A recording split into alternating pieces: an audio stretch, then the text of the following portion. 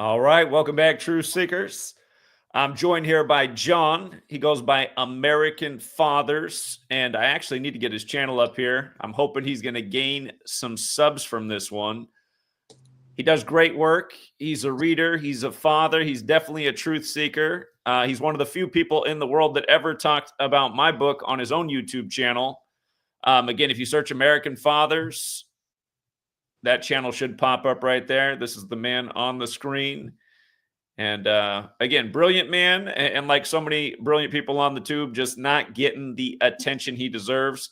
And honestly, shout out to Nathan, Disambiguation144. He saw your video where you gave me a shout out, and that's how you came on my radar. And I've been following ever since. And I completely identify with you as a human being. Whoops. Sorry, actually I knocked you off the stream. Again, if you guys don't know John, he's about reading. He's about knowledge. He's about truth seeking. He's about being a great father. He's been a father a lot longer than I have. And he talks about how all fathers should be taking care of their mind and their body so they can be the ideal parent and role model. And again, if we had more people like John in this world, it would definitely be a different place. So without further ado, let's hear John in his own words. And thank you for coming on this morning. Nah, that's pretty cool, Zach. I appreciate you reaching out. I'm happy to be here. I've been a follower on your channel probably since 2020, 2021. And that's how, well, first, thanks again to Nathan at Disambiguation144. He's actually just became my first member on my channel. So that's really cool. He hit that join button. I just realized that yesterday. I'm becoming more familiar with how to work the YouTube studio. The reason I even opened up a YouTube is because I kind of discovered the old Ty Lopez videos back in the day. He had all his books behind him. And yeah, there's a lot of grifting online and stuff. But at the same time, I was already interested in books. And that kind of spoke to me. I was a busser at a restaurant at the time. And I thought, what the hell do I need to do to figure out how to make myself better? I kind of started picking up the term personal development. And that's kind of why I have all these books behind me now. So it's pretty cool. And then that's how I discovered Zach, is I was actually on Amazon. It was during, COVID time. And I was already just a rideshare driver back then, as I pretty much am now, on top of what I put together as a coaching program to help other people, especially people that, like myself, fathers that have been through family law struggles. I learned how to talk about it instead of being not sure what to say about it. And the truth is, I can actually just open up about everything, because that's what's going to bring other people in to relate to. But I found Zach because of reading. And I was literally looking up books on 9/11 at one point during 2020. And I found, right around the same time, I found Dr. Judy Wood and I found Zach Hubbard. And it was these books right here. I found Number Games, 9/11 to Coronavirus. So I got myself a copy. And I was blown away. I mean, just in the first couple of pages, and I was just really blown away. And then I saw Zach had picked up, through his experience in picking up reading books, I think, and kind of what Zach's origin story to bring himself here, beyond being, I think, about 18 years old during 9/11, kind of questioning that. Doesn't look right. I was 12 years old when I saw it. I was in California, so it was a little earlier in the morning. I thought it looked weird. And then, I just went about my life as like a patriotic kid. I cared for my country. I believed in justice and honesty and taking care of people. But when I went through the family court system, I kind of picked up on, there's not really much rights going on in here. The things that these people are doing in here, the rest of the world isn't hearing. They can kind of do what they want inside of a court. And it takes, pretty much anybody to enter a courtroom to learn some of that. But some of the worst is when it gets down to the root of our existence in the family, and and things start entering into our life from childhood. And that's where really you can kind of pick up control over a nation, kind of controlling where the kids are headed by removing, most of the time, the father or whoever the good parent is. And sometimes mothers get alienated. Most of the time it's fathers. I started questioning everything, and then I started picking up books. I might have been more afraid to pick up over the years, but I got books like this one right here, Secret Teachings of All Ages, that I read the whole thing right about the same time I had discovered Zach. And later I would find out that he read this book.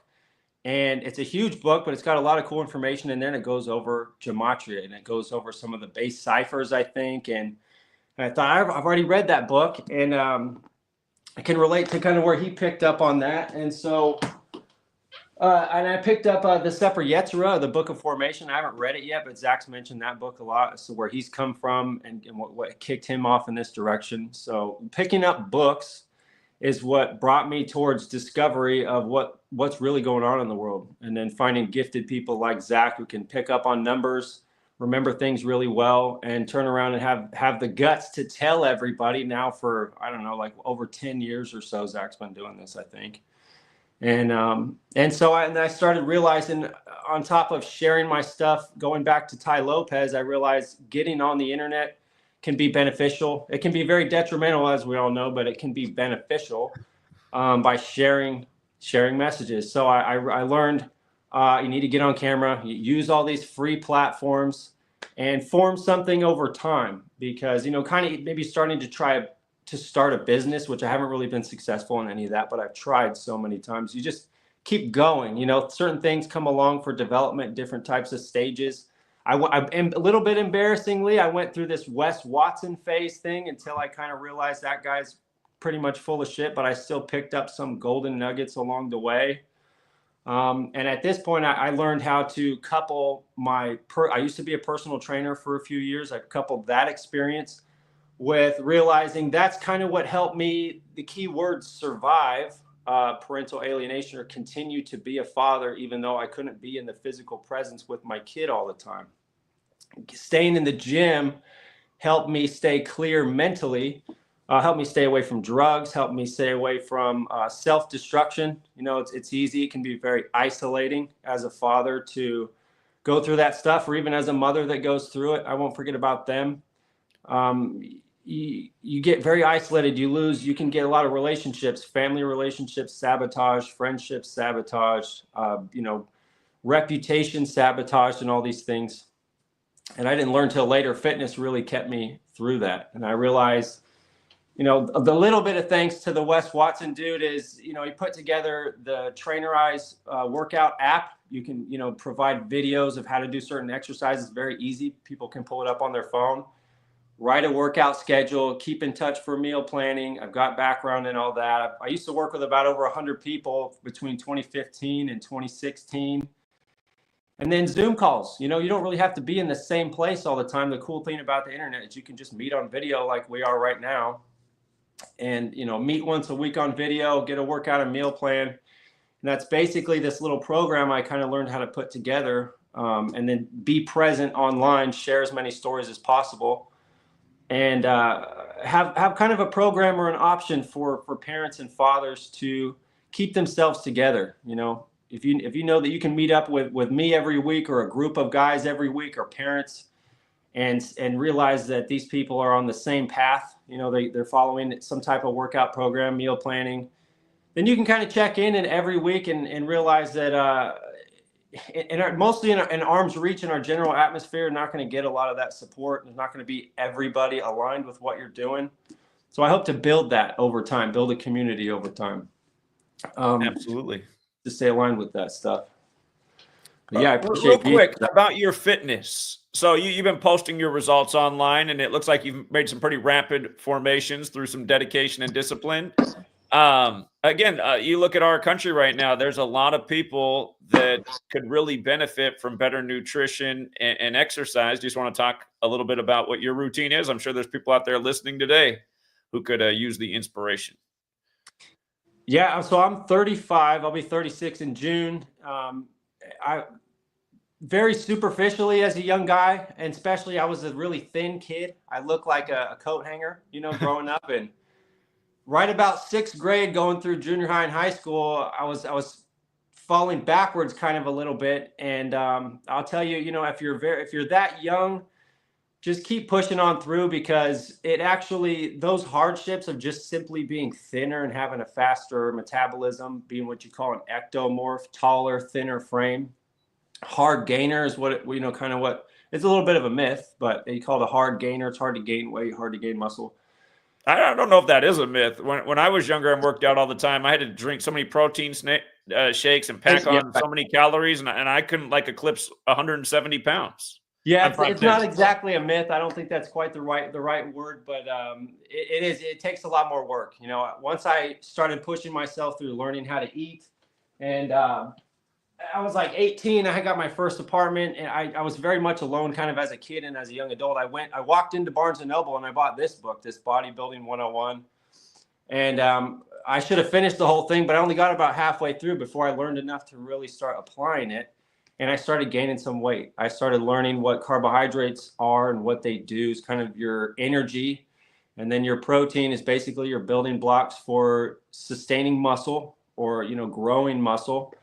And that just picking up a book really pushed me to start applying some of that stuff. And then I started surpassing pretty much all of my peers. And then I started getting in real good shape. I saw muscle. And again, superficially, I wanted to attract, you know, the women. I wanted to just look really good. And then I thought, oh, I'll just be Mr. Olympia, you know. And I don't recommend going the route of taking drugs because I don't think it's healthy. It's something I don't touch now. And through the long period, I'd say fall away from the pressure of even buying all the supplements. It's really just solid food, water. I mean, I drink coffee in the morning, but kind of before I go to the gym, that's about it. I learned to keep it casual over time now that there's not really, it's not linear. There's going to be a lot of challenges. I'm talking to a 19-year-old guy right now. I think he's well over 350 pounds. And he messaged me the other day. So I kind of been falling back and I'm a little embarrassed to go to the gym. I said, man, if you got to tell yourself, hey, it's back to square one again, fuck it, I'm going back to the gym. I'm just going to go again. It's really just a life. It's a lifestyle type of thing. It's a long term. Take the punches. I've gotten a ton of results. I've gotten, you know, pretty big and muscular, and then I've fallen off. And you wouldn't believe that I used to be a certain size. Seeing me back in 2020 to 2022, I've dropped back down to 150 pounds, over 6 feet tall, going through struggles, you know. And it's very just casual. Water, solid food, and continue to work out every day. You can do What's your definition of solid food? solid food, just basic healthy stuff. So I eat eggs and grits in the morning. And I never grew up around grits at all, but I kind of learned that from one of the Mr. Olympias, Ronnie Coleman. But solid food, meaning I stay away from, which they're okay. They can be a good supplement on top of your food. But I'm pushing myself right now to just eat food. You know, just eat food. Just eat eggs and grits is my meal in the morning. It's kind of a bigger meal. It's protein and carbohydrates. And then some of the fat will always come with the protein. You get some of that good cholesterol or good fats and stuff from the eggs. And then chicken or steak or ground beef, rice, and you know, spaghetti's good. And a big deal is which I try to share. I share all the behind the scenes stuff on my Instagram. I was just talking the other day, if I eat a fast food meal, I'm going to share it on there. If I eat donuts or French toast on there, I'm going to share it so you guys can see. You can still eat some of that stuff. Maybe just keep it 20% whatever so you can relate to those around you. You know, enjoy some donuts with your wife and kids or something. But 80% is you still got to try to get that last meal in for the day or the first meal in for the day that your discipline, you know, meals, stuff that you know that you need to sustain a healthy body, and that will set you apart and put you in a healthy place. Because I went through a lot of time where everybody's like, oh, you can't eat this, right? Oh, you can't have cake, right? Or you go to, you know, family Thanksgiving. Oh, you know, John can't have any of this. He's Mr. Bodybuilder over there. It really throws all that stuff out if you just show up, have whatever everybody else is having, and you don't really have to deal with any of that. You know, it's just casual. When I was younger and I read more about these things too, I just remember a tip that was out there that if you do have the sweet tooth and you got to enjoy some junk food, it really is the best time to eat that is within the first 30 minutes after you work out because your body metabolizes it better. Do you know that to be true? I think right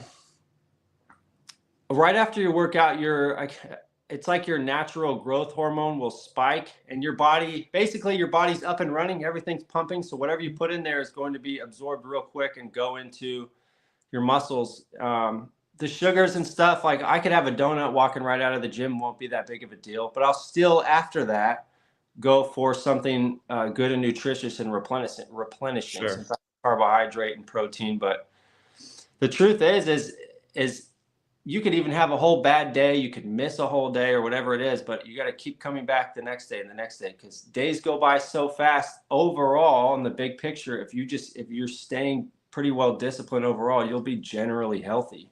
Sure. That's where I'm at right now, you know? Sure. What is your routine for exercise right now? How many days a week? How much time? How consistent? Every day I'm what you would call basically kind of like a bodybuilder split right now. It's just a muscle group split, and it's not exactly needed for bodybuilding. If I could get like some of my wife's grandparents are dealing with a little bit of health issues. It's a little harder to get some people to listen, and I don't even talk to them that much. But if I could prescribe to them, one's in their 70s and the other one's he's like 90, I would pretty much give them the same thing that I'm doing. A little bit, it's just resistance training. So activating and using every part of your body. So you have, your larger muscles, your chest, your back, and your legs. If you're doing a little bit of activation and making it useful, then it'll keep them healthy. So I'll do a leg day, and then the next day I'll do chest by itself. The next day I'll do abs, and then the next day I'll do back. The next day I do shoulders and calves, because calves, anybody's ever tried to grow their calves, you hear all the jokes. It's like it's hard to get them to grow. I give them their own day. They're split from shoulders, so it's kind of like they're both fresh.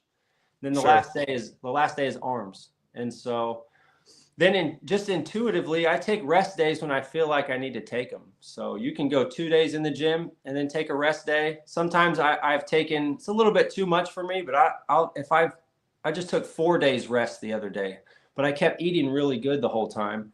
Sure. And I kind of grew and I went back stronger. So as long as it's not more than this bodybuilding book I shared, it actually showed if you get a good consistent 8 weeks into the gym, you can take a week off. Just continue to eat good. Don't trash yourself. And it'll take care of your joints. Those rest days are good. It won't overwork your joints if you're a guy and you're really trying to push heavier lifting, or a girl. Rest days are intuitive. I can throw them in there any day I want. So sometimes I'll go 7 days in a row. I went through some years of that just because it kept me on a basic routine every day.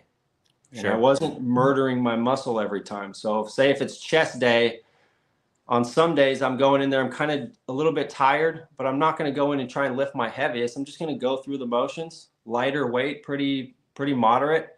And that way it starts the day off right. I got my blood moving for the morning. It's not like linear, I'm working up to the Super Bowl type of thing. It's just, hey, I'm in here, I'm going to move around a little bit, very lightweight. And it kind of sets the tone for the day a little bit. It gets out. For mental health, it's really just like probably the best thing in the world is eating healthy and exercising. It filters out all that crap, because the more that you sit sedentary and you don't move, you get more in your head, less answers can come to you. It's just like going outside for a walk in the sun, which is really helpful too. It'll cleanse you. Our body is actually a pretty good tool, I would say, to cleanse all the crap that happens in life if you just get a little bit of exercise in. And especially for fathers that and some mothers out there, typically it's fathers, that you go through this shock, because I had no idea what it was until I walked into the family court system, where I realized, now you're going to go from seeing your child every day to just 2 weekends a month. And then yeah, go ahead. I was just to say, it is so important for anyone who can establish the time, because you can make the excuse and say, I don't have time to do it. But if you can just make that extra time in the morning, even if it's a short workout, even if all you got is 10 minutes, it sets up your metabolism for the day. You're going to have better digestion. It definitely can relieve stress. It can get you in a better mental space. Days where I work out in the morning, I feel like I'm just more productive and efficient too. I feel like I end up saving a lot of time as the day goes on. I'm like, wow, look at all that I got done. And I'm glad I put in that little extra time in the morning. Now, granted, I used to be a lot better about this when I was younger. I used to always be in the gym, and my thing was I'd either take 1 or 2 days off a week, but never more than that. I found that if I took a week off, I'd lose a lot of gains. I'd be like, man, I got to take plates off on each side to get warmed up here this week. So that's the way my body was. If I took a week off, I lost gains. My body always wanted to be thin, and even just muscle mass come down. So I had to stay consistent with it. But again, for everybody out there who is not taking care of their body and is not eating right, I mean, I'm pretty sure that if you invest the time, you're going to find that you're a lot happier person, and just everything about your life is going to flow better. Now, somebody's criticizing what you said you eat in the chat. And again, food's a touchy subject. Something I didn't hear you really mention is, do you get many fruits or vegetables in your diet? I do. So I actually almost, it's just by chance I get the fruit in, because I'll put fruit on my kids' plates every morning, because those are like good little carbohydrates and sugars, and what do they call them? Like the antibodies, and especially blueberries, I think, are Antioxidants? antioxidants. I'm sorry, antibodies. That's I what know what the you mean. antioxidants. So if I try to keep blueberries in the house, strawberries, we'll get sometimes kiwi, even just the blueberries and strawberries or bananas and apples are actually always in the house too. We're handing them to kids basically almost whenever they ask for them. Try to incorporate them in breakfast. They don't always eat them. So I'll walk by and I got 3 small ones. So I just clear their plate and I get in the fruits. Other than that, I should be a little bit more disciplined with the fruits. And then the vegetables are the greens, the broccoli and asparagus at the very least. Most of the time it's broccoli. I add that in with my my later meal in the day, the chicken and rice. I get the broccoli in there. You know, that for one thing, it's nothing's ever made my muscle feel more solid and healthy than adding in that broccoli, because there's a fiber that, especially with a fast metabolism, it helps kind of regulate the metabolism, slow everything down just a little bit for myself. Plus those greens helps increase. I think the iron, makes your blood more iron rich. You stay away from those deficiencies, especially women can stay away from that. But ignoring the vegetables would kind of be a mistake. So overall, it gets a little bit more difficult. It takes more discipline to go buy the extra vegetables. I do have the idea in mind that if in the long term, if I get some different stuff over time to introduce to my body and put whatever squash, any type of other vegetable or fruit, overall, it's going to help continue to strengthen my body. But at the very least, a little bit of fruits, that I'll get with the kids: apple, banana, blueberries, strawberries around morning time, and then broccoli or asparagus in the evening. So I get those in. Do you eat cilantro or parsley? I will, but it's something I don't really just get that often, The reason I always bring those foods up, and they both do the same thing. Cilantro is cheaper than parsley, but some people have like a taste bud that really doesn't like cilantro. I've ran into that a bunch of times. People think it's like the grossest thing ever. I love cilantro personally. I just highly recommend that everybody get some of that in their diet multiple times a week, because what both of them do is they filter a lot of toxins that are in our body. I mean, we live in a toxic world. Very inexpensive medicine is how I look at cilantro when they say make food your medicine. Again, even organic cilantro, you can usually get it for about $1.50 a bushel. I mean, you're drinking shakes. You can blend up a little bit in there, sprinkle it on your food. I mean, it pretty much goes on anything.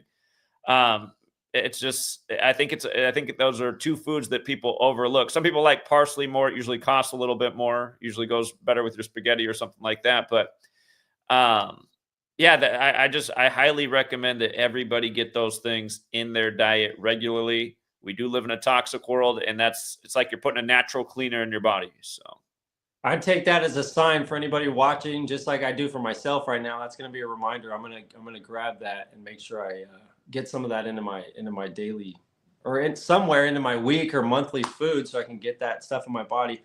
One of the things I get it in more than that, because it's like you're putting that cleaner in your body all the time. Yeah. I mean, just bushel of cilantro. Even if some stores, like I live in a store that hardly ever has organic stuff, a bushel of cilantro is always 75 cents there for the non-organic kind. Oh, there you go. And I mean, but again, a bushel of cilantro, you put it in something, you'll last you the whole week. So we got to really give ourselves the best chance for life, or even for parents struggling with family court and stuff. Is whatever, if say you get the hardest challenge of your life today, to give yourself, or if it's a sickness or something, to give yourself the best chance in life is to make yourself as healthy as possible, just in case whatever happens. And then heart disease is like the biggest killer, I think, in the world, especially the United States, but it's one of the most preventable.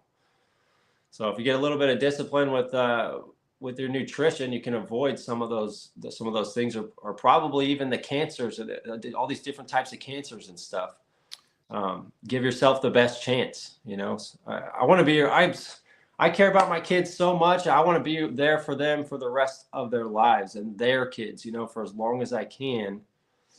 Give And that's what I'm myself. thinking about a lot right now, because I'm having my first child late, and sweet lady wants to have 2 more, and she wants to space them out every 2 years. So I'm thinking, okay, if we have our 3rd child, that'd be 4 years from now. I'm going to be approaching 46. I mean, I'm going to have to take care of myself. I want to see them, grow up to even be young adults.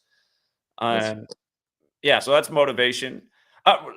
About cancer, how do you feel about fasting? Do you fast at all?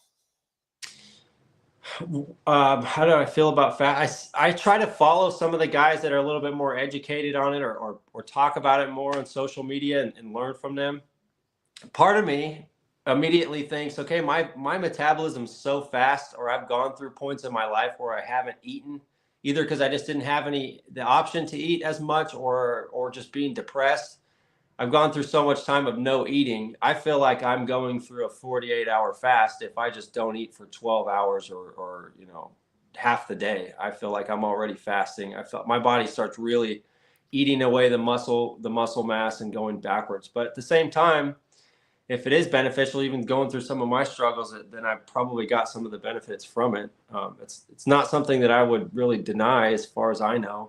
I don't purposely really do it that much, but I think it's good to try some stuff out, especially it's said to clean your body out a little bit more. And even some of the books I read, it's some older stuff. Sometimes these guys, I've just read this little Barron Trump book. I finished the first one in the collection, and he's talking about, having a clear mind for an evening, preparing for something, trying to be as intelligent as possible, and kind of avoided some food for the day. Mm-hmm. So I've got some to learn there. I don't really ever purposely do it, but it sounds like it's good for people to try sometimes. Sure. One of the interesting studies out there is the group of people in the world that have the lowest cancer rates. It's kind of interesting that they're the lowest, because if you look into it, the greatest fuel of cancer is sugar. The greatest fuel of cancer in the body is sugar. And obviously Americans are eating way too much sugar because of all the processed food and all the added sugar. And of course, we have a government that subsidizes sugar above all things. And I don't think that's by design. Every grocery store has got that pharmacy in there, and they're making a lot of money off these sick people. But what's really interesting is the group of people that have the lowest cancer rates in the world also happen to be the people who consume the most sugar, because eating sugar cubes is very common in their culture, and that's Muslims in the Middle East. Now, the reason they're somehow countering cancer despite consuming more sugar than anybody per capita is because they fast more than anybody else. And what fasting does is, like you said, it can eat your muscle. This can be the downside, all things good and bad. If you're a lean body person, when you're fast, your body has to eat at something that's on your body. So again, a lot of people have a lot of stuff in their body that doesn't need to be in there. That's what the body will target, the things that it can get rid of first. So if you have like things growing in your intestines that don't need to be there, little cancerous growths, fasting targets those things and eats them up. So before the cancer, expands and manifests through the body, this routine fasting can take care of all that. So again, intermittent fasting, what's commonly recommended is eating in a 6 to 8 hour window per day. This isn't going to work for everybody. Like you said, if you go 12 hours, you just see that your muscles start to shrink because your body's already eating around. You're a lean guy. So it's different for each person. But for the average American, there's a lot of things on most Americans' bodies that can be fasted away, including big bellies and hanging chins, and even looking at our children right now. So for a lot of people out there, again, research health and nutrition. And you know what? You got to consume your social media, man. Get to a place where there's a treadmill or a stair climber or something, and consume it while you're moving your body. So many people, I bet average American probably spends an hour a day just sitting on their butt, scrolling through things. Imagine just keeping that body moving for an hour each day, all the benefits you're doing. Again, coming back, what's it look like when you roll out of bed? Is the first thing you do just shoot off to the gym, or what's the process from getting out of the bed to getting to the gym? So this year, I kind of picked up on this idea. I wish I'd remember this doctor's name. He's a real big hit on Twitter and Instagram. He's got kind of a long name. His name slips my mind right now, but he's always posting a lot of this good information on salt So just this year, I started just sprinkling some salt. I should get the iodized salt, I guess. I haven't got that yet, but I put salt in a little glass of water. I mean, it's a little bit more than a shot, probably a couple of shots, I guess, but maybe a half a glass of water even, or for some people, a whole glass. But I get a glass of water. I just sprinkle some salt in there and drink it immediately. And then I have a coffee. Creamer's probably not that healthy, but I just have one coffee, a little bit of some creamer. And then I go to the gym right after that. And that's how I start my day. So the gym takes about 30 minutes, really. So just because of the muscle group split over time, I'll just do chest like I did today. I was in and out in 30 minutes. And then I get home and this is my, it's kind of waiting for me afterwards. This is a bowl of grits right here. And then these are 8 eggs. This is kind of a lot for someone like me, a faster metabolism. I need a little bit higher protein. I'm like 6'1", so I'll eat a little bit more. It's bigger than for most people, but this is what I eat every day. I'll share a little picture of it on my Instagram. And then a lot of water. I like to get these big old cups here. So when I start the water in the morning, it's about this high with the salt, but then I fill this thing up. I don't like eating eggs. I've never liked them, but I probably eat tens of thousands of them. And then the grits, I take a bite and I wash it down. I mean, I just with water the whole time. So it probably helps hydrate me. Sometimes they say don't drink too much fluid while you're eating, but for me, it helps me actually get that in there. And then realistically, just trying to get through the day and help with my family. I live with my wife and 3 daughters, and I've got an older one that's 16 that lives with her mother. She's almost 16. It was when I wasn't that, a couple of months off, I wasn't doing too good with the gym or eating. So I started off, I said, okay, I'll just get 2 meals a day. I'll get this one. And then by the end of the day, I'll do the ground beef or chicken and rice and broccoli, and then at least those 2 meals are good. And then in the middle of the day, if I have a burger or if I have whatever with my family, it's just whatever extra. But right now I'm trying to push for that 3rd meal, and in the middle of the day is another meat and rice, so I can reach that next level of strength, maybe a little bit next level of size, look a little bit more like I'd want to look like. But right now I just do like Uber driving. So I'll try to, gym, come home, get the breakfast. I try to consolidate that morning as much as I can, and then get out on the road and go do the Uber driving. And the only thing with that is drinking a ton of water. You got to pee a bunch all day. So that's like my only challenge, just being out there, and Sure. getting enough sleep so I don't get sleepy on the road. And but if I'm doing real good, I'll have a little bit of food with me and then come home and have that other meal at night. And for the rest of the day, I try and support my wife as much as I can. If I pass through the house, I'll try and pick up a few extra things if I can, or I'll give more attention to the kids. In fact, it's hard for me to say no to them. So a lot of times I'll slow down my day. I won't drive as much as I should out there. Because I'll be at home just hanging out with my kids more. They say fly me, I'll pick them up and fly them through the house as much as I can before I ever reach that last time that they ask. Right. So I love being able to do that. Yeah. Again, Uber and Lyft, it's not the worst profession. You're your own boss. I did it for 3 months and I was amazed. I was putting in considerable hours, but there were weeks where I made over $2,000 driving for Uber and Lyft in Seattle. That was back in spring of 2018. I don't know how much the market's changed, but again, I enjoyed it. Just having conversations with people, different conversations every day. Some people you can't have a conversation with. They just want to get to their destination. That's fine. Yeah. But I enjoyed it. For anybody looking for a line of work, or you want to be your own boss, if you're self-disciplined, it's not the worst thing in the world. That's for sure. I was going to say about your breakfast routine. For somebody out there who might be trying to lose weight, eggs are a good food because, again, there's no carbs. There's a lot of protein and nutrients in there. Feed your body, feed your brain. For years, they got knocked in the mainstream. I think it's because they wanted to take testosterone out of society. But what I would say, if you're trying to lose some weight, maybe don't eat the grits and instead have something like an avocado, because now you're keto. And again, a lot of people who are overweight are consuming way too many carbs. And a lot of people don't even know what carbs are. But again, rice, pasta, fried stuff on food, definitely chips, cereal, sugar in a major way. Fruit is carbs too. So if you're trying to lose weight, it's probably better to go vegetables. Technically, an avocado is a fruit, but it's very low in carbs. It's, it's like if there's a spectrum of vegetable fruit, the avocado is closer to being the vegetable, but technically it's a fruit because it has a seed.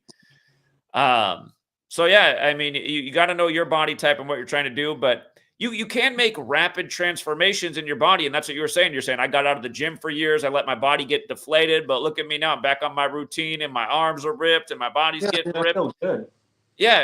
Again, you can rapidly change your body if you put in the time and you stay true to the cause. That's, I spend all my time, well, not all my time, but a lot of my time educating about this knowledge that I teach about over here. But the more and more I look at the world, I'm like, God, what the world really needs, man, is like to motivate children to not look like they're going to die at 40 from diabetes and heart disease. Cause that's what this generation looks like. You drive by the school. I drive by the school here. I see obese teachers walking into the school with obese students. And I'm like, how is that like, no wonder that the child looks at the teacher and thinks this is normal. It's crazy how fast this has happened. You're a little bit younger than me. But like I said, I mean, I remember my elementary school, there was about 500 kids. There was only one overweight kid and people used to tease him. And I mean, you go to elementary school, that's the norm now. And I was in the elementary, I started in 88. I was in elementary school in the early 90s. I went to middle school about the time Tupac and Kurt Cobain died, and even middle school and high school, there weren't that many overweight kids. It's just, so that's why I love what you're doing, promoting the health. But you're also really into reading. How did you get into reading? As a kid, I got a couple of gifts. I think from my grandfather. There was an encyclopedia set I remember above our fireplace, and I never really touched it. But just the fact that it sat there, maybe that had something to do because there was just some books around. And then even to today, every time goes by, I get into something else and I want to get into something and learn something. I liked snakes when I was a kid. So I think it was my grandfather got me a book about snakes, and I actually sat there and went through it. And I don't have a good relationship with my mother, family court and all that stuff. But one thing for sure I'll give her is when I was a kid is she read to me. So I think that's huge in parents reading to the kids. For some reason, it helps with their vocabulary. They get to hear all kinds of different things. Even the subconscious is so powerful and picks it up. So that's what I've done. I even read to my kids when they're in their mom's womb, because they're there before they're born. They're already there. They need to hear your voice. But I read to them. Now I read to them. They have their own little library in our living room as part of right around their toys. It's a lot of books. And then they see these. They're around these all the time. We pick these up time to time and just don't really sit down and read much of them, but they get to see and they visually get to see me reading. So, but neither one of my parents read that much. My mother's father is a pastor. He's got his doctorate in theology, Dr. George Golden in Ventura County.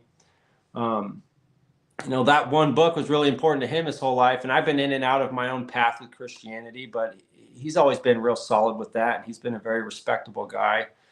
But yeah, I think my mother reading to me, the fact that we had some books visually around the house a little bit when I was a kid. And then in my early adult years going through the family law stuff, for some reason, I just kept hanging on to books. I've been homeless several times, and a stack of books is one of the last things I kept with me. I got pictures of my time in San Diego where I had a 1-bedroom apartment. I slept on it was a nice apartment, but I slept on an air mattress. I had about 100 books stacked on the carpet next to me and a laptop. Wanting to learn and really not having a lot of mentorship around, books sitting there, they kind of have answers, and the internet kind of came up around when I was I was a kid. I think we got that 1998 compact computer. Yahoo was available, and the dial-up AOL wasn't really something that was that much available. YouTube came around, but picking up a book, like naturally, I think I was 17 or 18. I walked into Barnes & Noble because I wanted to learn how to build muscle, because my bro information from some of my friends wasn't always really that solid. Some of them could eat a bowl of cereal and go bench 300 pounds. Right. So that wasn't really working for me. And then Genetics. Yeah. Personal development, seeing, whatever bad side there is of Ty Lopez, standing in front of all those books or talking about reading and standing on the shoulders of giants. People have dedicated their entire lives to just one book sometimes. So you can pick that up and soak that in within about a total, I guess, of about 20 hours. It could take you over time to read a book. Books can't be edited like the internet either. That's the kind of why I try to grab them. Well, You'll get they answers can, there. they can, but a lot harder to edit than the internet. So once they're on the shelf, right? right, So, yeah, they can take them out of publishing and bring them back with a few new changes, like they've done to some books over time. But yeah, exactly. a lot harder to edit than the internet. Absolutely. Yeah. So,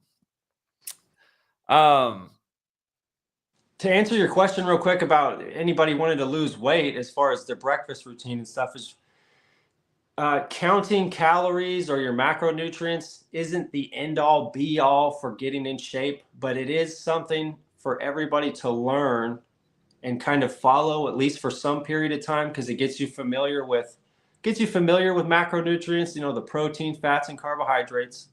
And then it gives you some numbers to look at. Like you kind of realize, you start looking at, okay, this is about 6 ounces of chicken or steak. This is about 8 ounces. This is about 4 ounces. So you can compare those sizes to the size of your fist, maybe.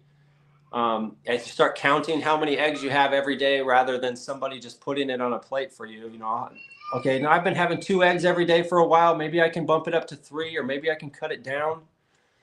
Doing that gram of protein per pound of body weight, but your goal body weight, not your current body weight. That's something you can try for a while, but it's not exactly always pinpoint for everybody. But it is good as a foundation, if that makes sense. Learn a little bit of it. Learn the calories, the macronutrients, try it. And then you can kind of go off into, okay, I don't need to count that stuff every day. I know that I need about this much protein throughout the day. It gives you that idea, because spaghetti is a good example. A lot of families have spaghetti. Sometimes they hand it and there's just little specks of meat in there, and sometimes there's giant meatballs in there. You think about it, you start realizing, okay, how much protein did I really get out of that? Are we just a family that's kind of eating mostly noodles, or are we getting some of the meat in there? You kind of realize, okay, I do need to get a little bit of meat out of this meal, for this point in the day, or supplement it later somehow. But getting familiar with that, larger people or people with slower metabolisms tend to not need as many carbohydrates as people like me with a fast metabolism. Mine are like really high. I'll get hundreds of grams of carbohydrates a day. I'll have like 2 cups of white rice, which is quite a bit. But others, I would say, start with like a half a cup, or even none, and see how your body responds to it. If you're low energy, maybe just give yourself a little bit there, because your brain needs the carbohydrates too. And maybe more carbohydrates earlier in the day. As you get later in the day, stay away from them. yeah. Go for the vegetables and the fats instead. And again, for people who don't understand that, I mean, there's a logical point. Carbohydrates are your fuel. So you're fueling your body through the day when you're productive. If you're putting the fuel in the tank when you go to bed, you don't really need it then. It could be messing with your sleep. And then also you're not working your body. So that extra fuel, that's what will end up as the extra fat on your tummy and elsewhere later in the day. They also say it's good practice to stop eating 4 hours before you go to sleep. I know the American tradition is kind of like have a bowl of ice cream before you go to bed. And again, all of these things that have kind of been become part of our culture, I think they've been taught to us for all the wrong reasons, for the motivation to certain industries. And again, I mean, that they're clever. The things that they've addicted us to and the habits, they're fun. It's fun and tasty to have a bowl of ice cream at night, but really not a good idea for your well-being. So most of it's just like, just try removing things, just try. If you've been eating all this stuff and have had no self-control for a week, try to start practicing taking a day where you can, okay, I'm going to control everything today. I'm just going to remove all that stuff today and just try to eat only something healthy, or maybe very little. Most people need to try to eat a little bit less, and be in a little bit of a deficit. Let yourself be hungry for a little bit, because your body's probably going to start eating that fat away if you can do that. Deal with being hungry sometimes a little bit. If you're not dying, right? Absolutely. And figure out ways to, again, sometimes I get hungry and I'm doing my fasting and I'm like, it's not time to eat yet. So what do you do to not be hungry?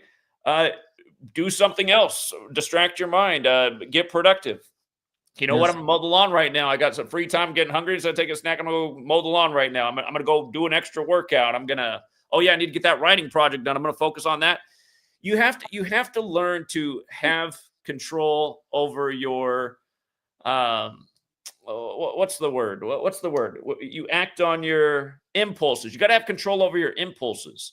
And again, you guys, also knowledge is power. But what motivated me to learn to make a better diet was reading as well. I was trying to figure out what was wrong with everybody when I was 18 years old and why they were falling for this obvious lie in the news on September 11th. And I started to think like, God, is it what everyone's putting in their body? Is like, are people not fueling their bodies right? Is there something about nutrition? Again, books I found, John Robbins, the son of the founder of Baskin Robbins, Diet for a New America. Eric Schlosser's Fast Food Nation came out around that same time. Reading those kind of books, like, really changed my worldview on nutrition. I was kind of mad too. I was like, why all this time we spent in school and we didn't learn about any of these things? Just seeing how horrible the factory farming process is made me think about, oh man, so when you're eating some chicken nuggets, all nicely neat and packaged, but God, look at what those animals went through to get to that place. Do I want to support that? Do I want to be eating animals that were treated that way? Again, it's hard though, because if you want chicken, again, you get that cheap Tyson chicken. It's very inexpensive. You want that free range organic grain-fed chicken. I mean, you're paying at least double the price. A lot of people can't even afford that. Again, there's so many obstacles, but the things that will make you make better choices in life is having the knowledge and understanding of why you should do that. Not only what it does for yourself, but perhaps the environment and the world you live in. That's, again, knowledge is power. It can help you again, knowledge can help you in all ways, but especially in terms of taking care of yourself. And I was never a reader until September 11th happened, and I found myself in a place of social isolation, and I found a respite for me was reading books. I was like, well, reading books. Okay, this helped me pass the time. I don't have as much of a social life, but now I'm picking up knowledge. I'm learning things.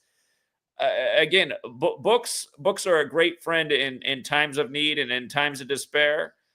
And I'm going to shut up because this is more about you. But again, I do want to interject here and there. And I think you're going to maybe Judy Wood, because I know 9/11 is a big topic for you. Yeah, you mentioned it. I want to throw that up there, but I also like talking about this other stuff so much too, because the whole medical industry is like, they're making money off of people being sick, and probably don't want our elders around that long, because then they'll start figuring stuff out and teaching the younger ones, especially that whole thing of taking fathers out of the home right in the beginning, encourage the divorce or encourage the family split, so nobody's there to teach anything. But we're like talking about, eggs being, it's weird, those articles you see about eggs being bad and stuff like that is weird, probably to get people away from eating what's more healthy. It turns out salt's not so bad for you, or even like butter. But no, butter's not bad for you. It's margarine. See, when I was growing up, they were telling everybody to eat margarine. Butter's bad. Complete lie. And I'm sure they knew it was, because margarine's the more synthetic thing, the one made with all the seed oils that are actually really toxic for your body. Butter might not necessarily be the best thing in the world, but there's no real argument that margarine is better than butter. But margarine has so many toxins in it. Salt, of course, is a necessity. If you don't have like scurvy and these things come from lack of salt. But of course, all things good and bad. If you have too much salt in your diet, that's really hard on your heart and your blood pressure. So, and that's the problem with eating processed food. If you're eating canned soup all day, well, look at what the sodium value is on there. I mean, you're getting 500% of your daily sodium value probably if you eat 3 cans of soup throughout the day. So, yeah. I mean, there's such a thing as too much salt. Right. Go ahead. But, it's just, I do believe that most people kind of don't have, like Judy Wood says, as far as the 9/11 stuff, is people not figuring things out. She said there's 3 problems. There's a lack of critical thinking skills is a problem. And then there's groupthink. So most people can't figure out, they don't have critical thinking skills in the first place. It takes a little bit of courage to do that too. But then they feel more comfortable falling in with the group. So they'll just go with what the group says. And then the last one is the fear of implications of the truth. That has a little bit more to do with like the 9/11 stuff, because they'll turn away from it once they realize, oh, this whole thing that we're living is really not that true, you know, or thinking about it with food. When realizing that your government's blowing up buildings in New York to start wars, yeah, a lot of people don't want to face that. Yeah. Or to think that, hey, they're probably lying to us about all this nutrition information. I'm not going to believe that. I'm just going to do what they keep telling me to do on the news this week as far as what I should or shouldn't be eating. They're making money off of people being sick and dying, you know, becoming cancer patients and things like that. My father passed away from cancer back in 2005. He had the leukemia, or it's in your blood. And that could have come from a couple different places. But if you're not afraid to step in and not be afraid of, oh, it's doomsday thinking or everything's negative. I don't really live like that. But at the same time, I'm wary. You know, it's kind of like a big animal farm. You know, it's like it's just controlling a bunch of cattle, culling the herd and stuff like that. Is filter everything and think about just trying to be healthy instead of falling in line with all this crap that's going to lead you to the hospital or an early death. You know, so that was a question I wanted to ask you. What got you on this path of being a truth seeker? How'd that happen? I would say one of the biggest things was the family court that really just punched me out of the box that most people are living in. Because like I said, I was very like patriotic. I believed in truth and justice and rights with everybody. And once I went in there, and I was very open, which is a mistake through the family court, you know, especially sometimes with police if they're involved, or with the judges and stuff like that. I was just talking in there, thinking, oh yeah, I mean, I've done nothing wrong. I can talk about the truth about what's going on, and justice will be served. Then I learned that didn't matter in there. Evidence didn't matter in there, which is a huge part of what we're looking at today. People don't really care about evidence. And so losing access to my own child really pushed me out of, I'm like, we're not really living where I was kind of told, you know, we're living. This isn't like the, you know, the bright and beautiful United States of America, freedom and rights. So that kind of pushed me out more. Although going back to I was 12 years old. So in California, 8:46 in the morning would have been like 5:46 in the morning in California. So I was getting ready for school. It was just me and my mom at home. And I saw it on TV. She told me about it. I think she was on the phone with my dad or some other people in the kitchen. And so I watched, and I saw, you know, the second plane. And then, you know, when I watched those buildings go away, I thought that's insane. And even me and my mother kind of mentioned it. We thought 911 on 911. That's just weird, you know. And it didn't go too much further than that at 12 years old. I kept moving on. In fact, I was probably the perfect age to go off and you know, die in Afghanistan or Iraq. I probably would have ended up over there. My father passed away at 16. But really, I think it was the family law. I noticed a few things. I was questioning things growing up a little bit, but family law really kind of pushed me out. And then I thought, I think it was 2019. I was like, well, what do I got to do to make money? This is frustrating. I got all these things coming from all these different angles. The internet's really blowing up as far as how to get rich quick. And for some reason I thought, well, I'll just go to the top. Who's really just got all the money? And I started searching up some Rothschild stuff. And I came across a guy named Sean Ross, or Boss Ross. They call him Sean Ross. Was backpacking through Europe and like going through castles, and he could speak German, French, and English. And he's talking about history and talking about Freemasons. And he was at a Rothschild chateau, and it was hilarious because they were having some kind of a party there. He kind of walked in with his backpack, took a bottle of wine, went outside on the grass and drank it while he's pointing at like devils and stuff in these carvings on some of their stones. He's like, look at this, look a little bit closer at this stuff. So I started listening to him, and I started following him instead of focusing on the money part. I started listening to that.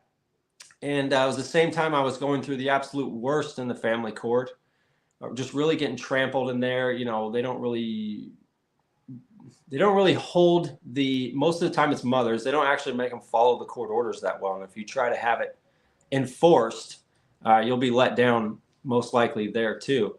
But he picked up that book, the bee thing. by Gelatin. So there's a book, and I think it's still on Amazon. It's like $1,000, but it's kind of a picture of the towers on the front. Most of it's written in German, but he was reading the German.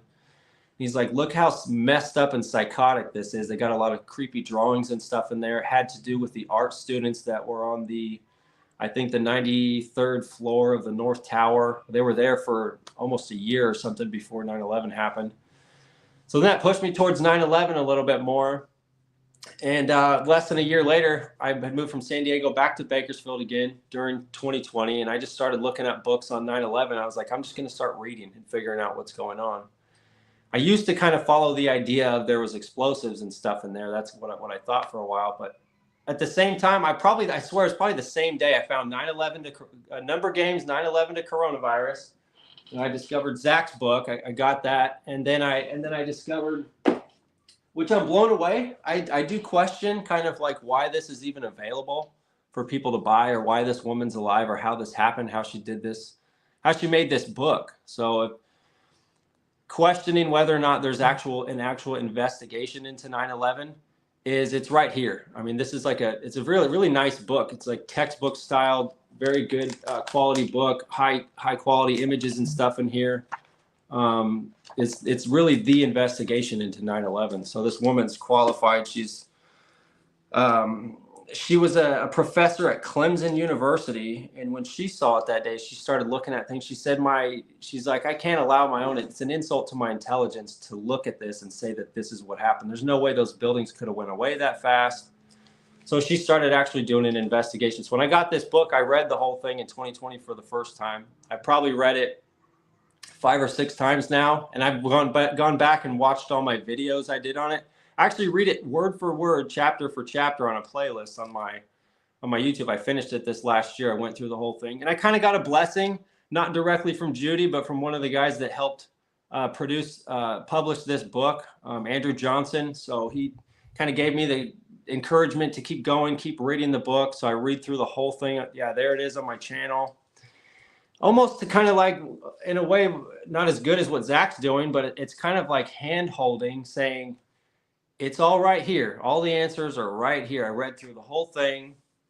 Most books, you can't do that.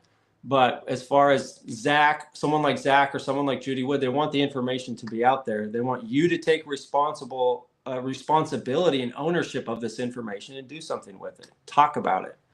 I saw myself as just the average person. I'm not really anybody. If I can pick this book up and read it, then you can too. I mean, it's written any layman terms, or anybody can read and understand this book and start figuring out where she writes in here, evidence of directed free energy on technology. So then really picking up this book, it just blew my mind on how much is going on out there, especially a lie that big. To let you know, you got to start looking around a little bit more. At the same time, I picked up Zach's book. There was a few posts on social media I saw talking about Gematria around that time. My first thought back then was like, oh, this is kind of annoying. I don't want to have anything to do with this, and I wouldn't look at it.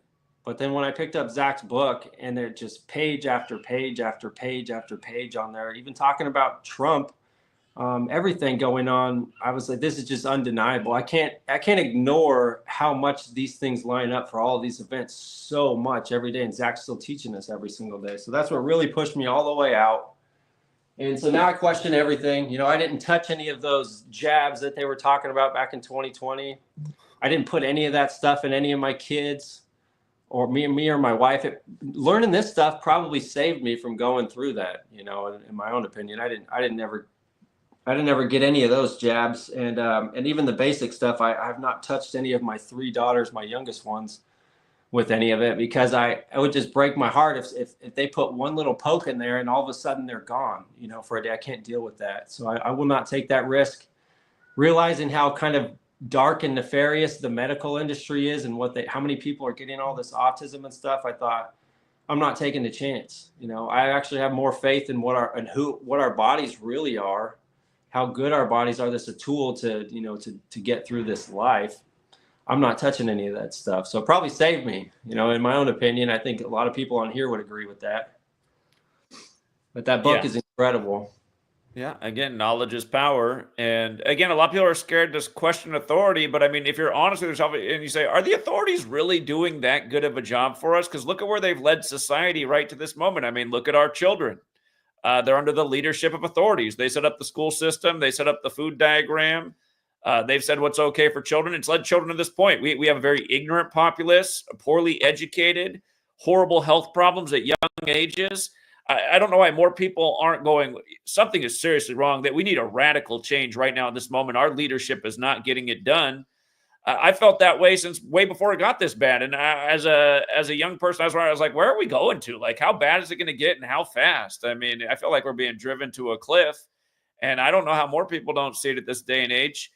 And that's why there needs to be more people speaking up. And you were kind of alluding to this earlier, kind of getting over your fear of speaking out and putting yourself online.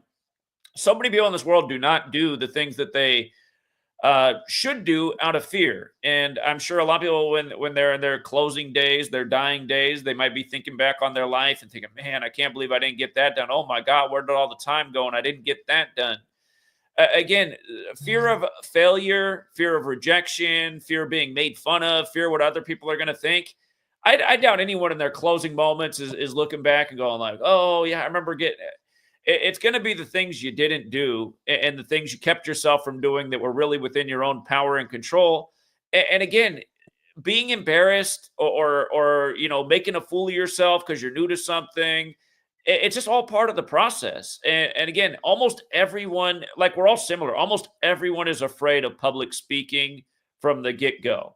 And the only way almost everyone gets over it is by just doing it and doing it enough times and going through the embarrassment of messing up and being nervous in front of the group. Or, I still, like I always tell the story. I remember in high school when I was a sophomore, I was in this class and I was okay at speaking, but sometimes like there's an extra like factor in your world that maybe messes with you more. But there was this girl that was a senior. She was like the prettiest girl ever. I wonder what she grew up to look like, but I'm not going to throw anything out there, but I mean, this, like you say, a 10, this girl was like a 20 out.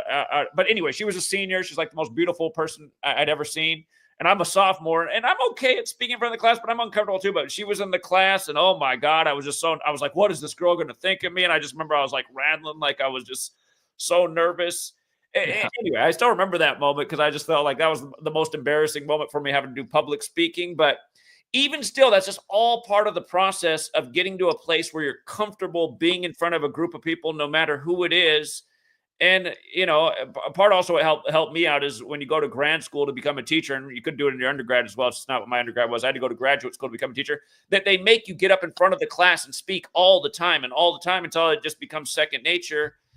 Public speaking is a very important skill that I would encourage everybody to become comfortable with. Again, we need more speakers and leaders, and seriously, we need people to like get out and do what yours truly will do. Go into a city and get on a megaphone and share information about relevant topics.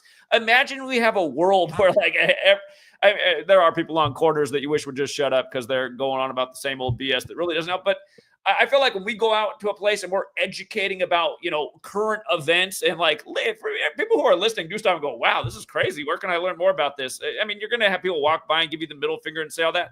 But I'm just saying, if we had a world of leaders and speakers and people sharing real information and knowledge that can empower, the world would actually change. And the reason we don't is because so many people are allowing their fears to control them. Fear of public speaking, fear of being ridiculed, fear of the guy coming down the street that's going to flip you off or call you a weirdo or a loser or a conspiracy theorist or whatever. You got to get over all of that. And also part of what helps you get over all of that is confidence. And how do you build confidence in yourself? Well, taking care of your body. How many people are embarrassed? Like they're embarrassed about the way they look. A lot of people don't go to the gym because they're embarrassed about the way they look. Don't worry about what other people think, but also if you are more comfortable in your own skin, you're going to be able to accomplish and achieve things you froze up a little bit over here on my end. We're coming What back. You're good on my end. Okay, you're good. You're good. Sorry. Yeah, I'm just going on about how you cannot let fear dictate your life, and that's the other thing too. Like learning about truth can be scary, and that's part of the people that want to do. Oh my God! I mean, you see how many people like wake up to the truth, and then they feel like the world's going to end any day. again, knowledge is power. Again, instead of letting things scare you for where we could be taken to, it's like realize that having the knowledge will be the thing that helps you survive and overcome the agendas and pitfalls that are being set for us. Yeah, it is true. We did live in a world where for 42 years there was a 19-foot tall stone monument talking about depopulation. Yeah. And there was a lot of ritualism to how that came down at a very specific time when people were putting experimental things in their body, and some of those people aren't here anymore. That is scary. But again, having the knowledge is you got a perspective. Having that knowledge could be the thing that makes you not become part of that statistic in that plan. And again, I'm going on too long because this is your time. But well, you know what pushed me is I was very much like an introvert growing up, and one of the first things, I mean, I remember, reading in front of the class. It's the same thing. There's, for a lot of young guys or girls, there's somebody in the class that you're kind of afraid that's going to reject what you're doing or think you're silly or dumb. But just go ahead and do it. You're going to blow past all of that. That's just really just one of the first steps in front of a long life and journey in front of you. I became, before I became a personal trainer, I was just trying to get a job when I had my first kid and I was with her mother. Somebody offered me a job at a funeral home, and that was kind of weird, but it was like, I just took it. That was, unfortunately, it was a time where they didn't want people working more than like 33 hours a week because of overtime and crap like that, or benefits. But I went into this job, and my first day I was next to like a body, a dead body. Really, it's a person, soon it was like they do a viewing, and then, and then actual funeral services. Sometimes they'll do a viewing before that. And then I was helped to arrange some of the flowers, but probably that first moment when some of the family members came in, I was an old man. I met some of his kids, and then his grandkids and stuff. And as soon as I realized that, it was important to me to know their names. I just thought, okay, we have their names, most people's names on some kind of a list of the family information. So I took the initiative just out of care, not out of worry of not talking to anybody, but just the principle beneath that is caring for others. I started learning their names. And when they came in, I talked to them. And they really appreciate that because that's somebody's wife, somebody's mother, somebody's kid sometimes. And then that immediately, the people in there asked me to start directing the funerals. And so you actually have to get some kind of a small degree or something with school to be a director. So they would put a director's name, but they had me basically doing the job for a while. And that meant I would walk up in front of like the entire chapel at this place and talk to 200 or 300 people in between some of the family members coming up or the pastor or priest or different people that would come up there. That was some of my first time just having the guts to talk to, a whole church full of people or chapel full of people. And then I became a personal trainer. I wanted to lift weights, and I thought, okay, you be a personal trainer, you can maybe make a little bit of money helping people with this. I got a job at a gym, and then I ended up working there all day from like 4:30 in the morning. I was in and out of the gym until 8:30 or 9 o'clock at night. That made me into some kind of an extrovert. I learned, how shy people were in there, vulnerable. And I started learning even just the regular members by name. And I would say hi to them across the gym, make them feel comfortable. And then I actually had to talk to my clients. And then sometimes I did group training with people. So that really helped me open up and talk to others.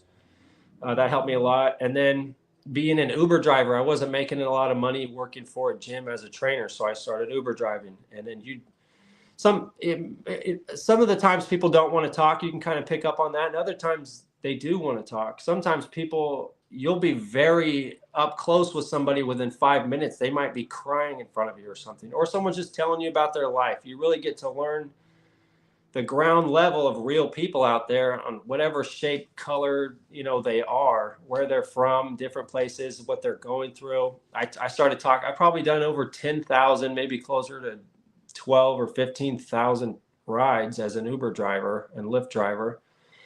It's not dating, but it's almost like speed dating type of an idea. It's just next person, all kinds of different people. Some of it can be dangerous. Most of the time it's just average people. And sometimes they're probably a little bit of life-changing, sharing my experiences with other people right there in the car. I met a mother a couple months ago that had to ask permission to go to her kid's recital at school. And she was crying about it, And I was able to relate to her and tell her, just keep pushing. You know, they need you for life. It's not fair. You have to ask for that. It's wrong, really. It's pretty bad. But me being there for somebody like that, even in just in that moment, sometimes people sing. It's pretty cool listening to people sing, whether they're drunk or not. You know, there's a song on. I've had whole cars full of people singing, and it's like, it's pretty cool to relate to people on that level. So it pushed me to being more of an extrovert, not being afraid to talk. The Ty Lopez thing, you know, you have to get on the internet and say something if you want to attract some attention. We're in the age where your personal brand is really kind of a big deal. And Wes Watson, like I said, overall, I'm kind of embarrassed to have been around the guy, but at the same time, I really picked up on a lot of information. He lies about a lot of things. He's not really a good person, doesn't treat people that well, but I learned a lot about, he would say, like, it's selfish for you not to share your story sometimes, or I'll share the dumbest thing sometimes I think nobody's going to care about, and I get the most interaction and engagement out of it.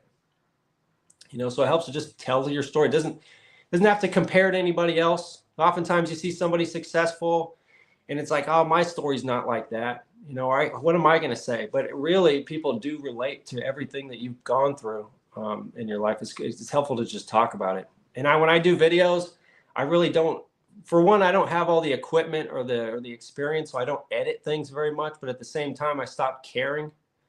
If I'm messing up a video, I just talk through the whole thing for a few minutes and then shut it off. It helps a lot to do that.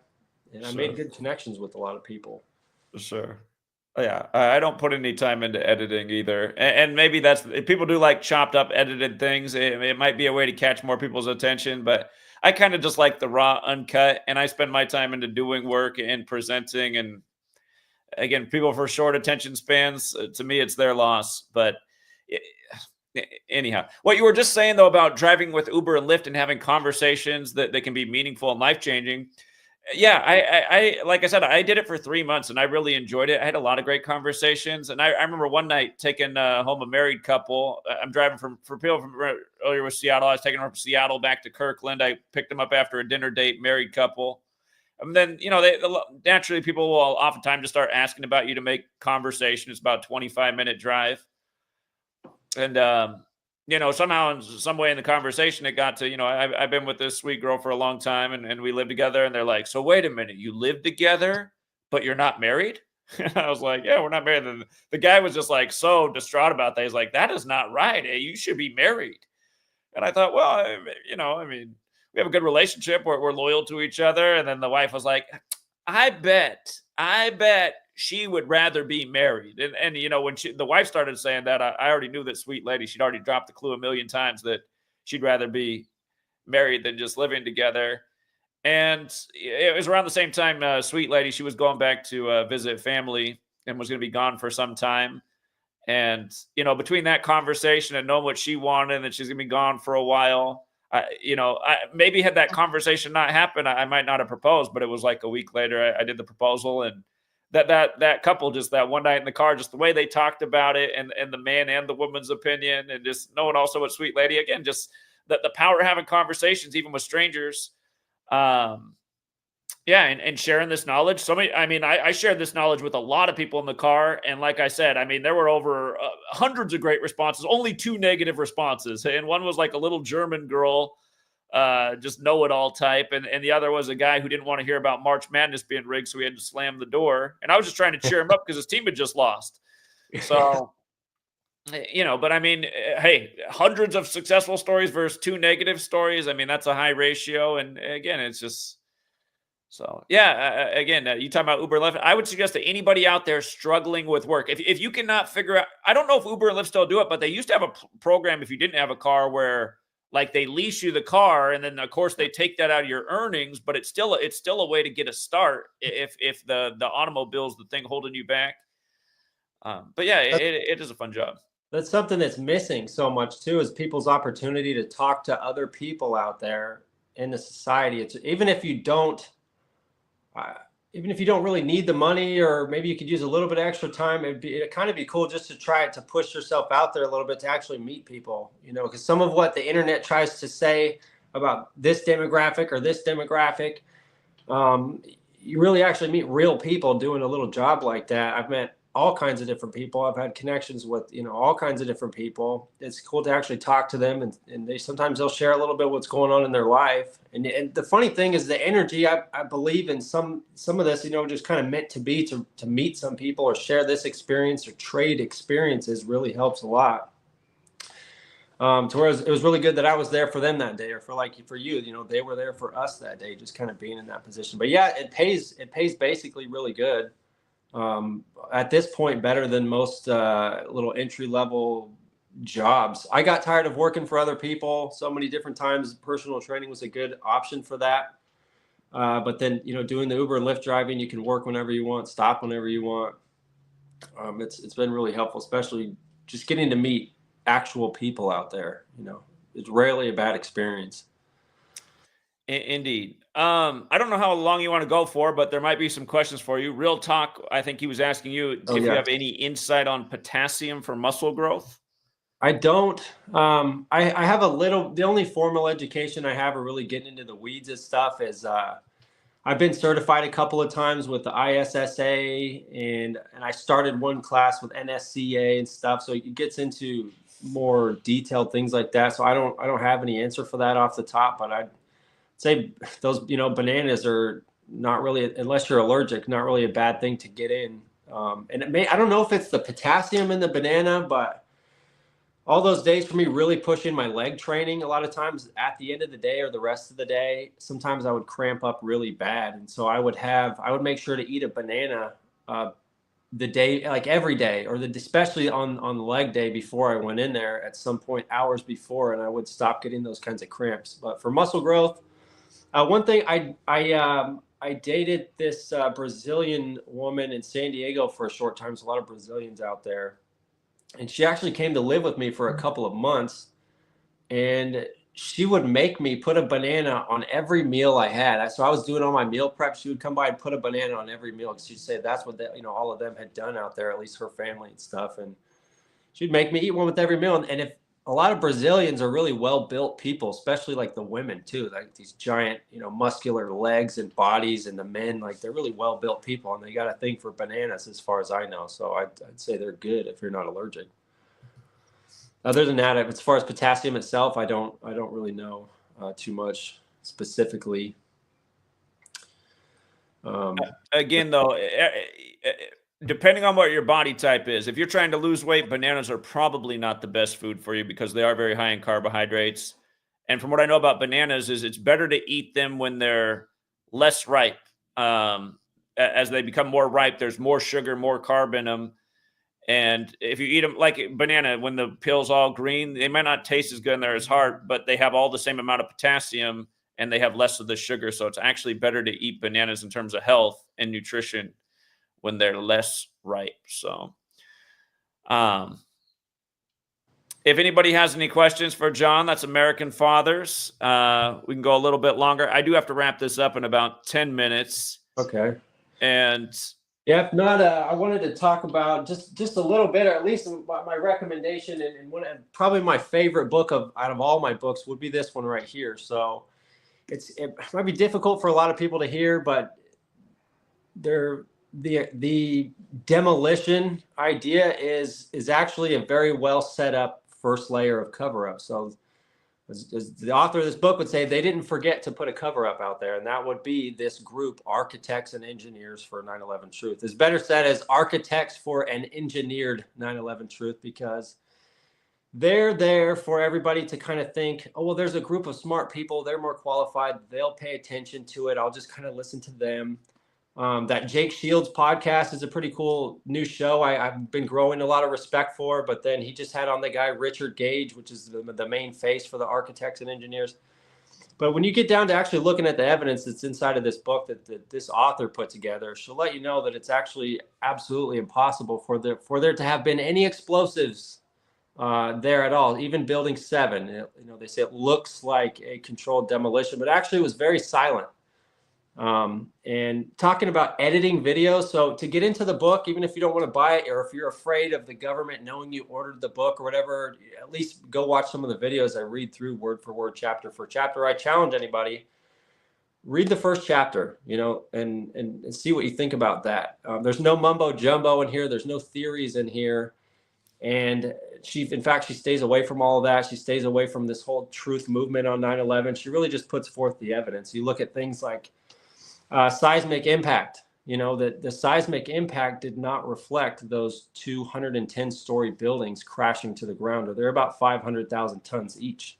They were actually essentially built in the Hudson River. So they put inside of what's called a bathtub, or the slurry wall. So they're built into all the way down to the bedrock.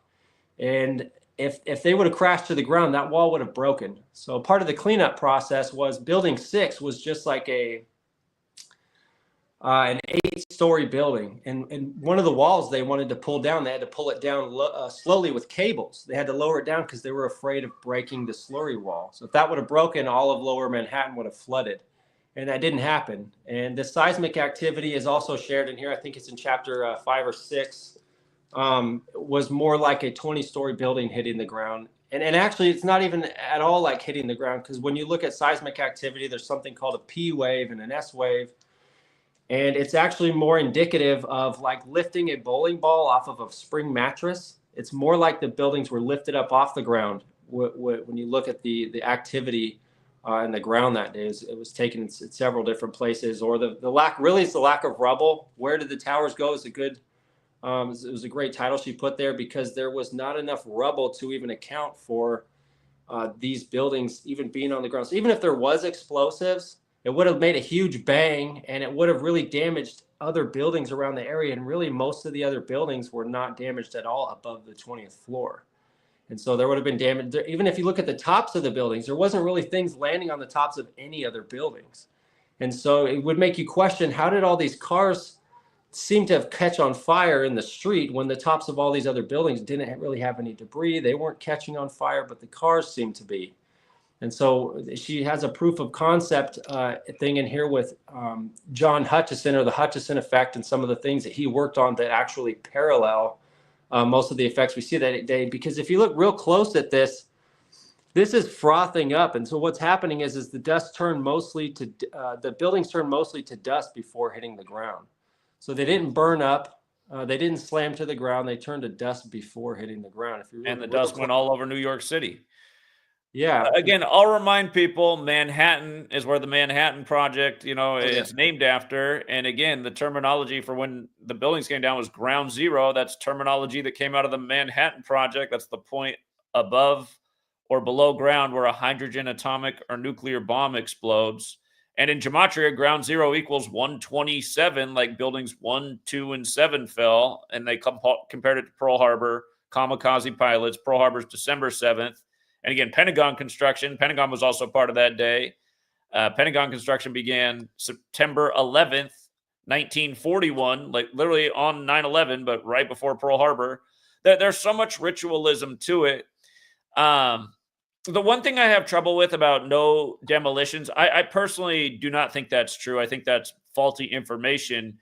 Before about the purge of YouTube in 2017, the footage was out there of what it looked like in the lobby of the World Trade Center through firefighters, and bombs had definitely gone off before the towers came down. There was debris and rubble and dust everywhere.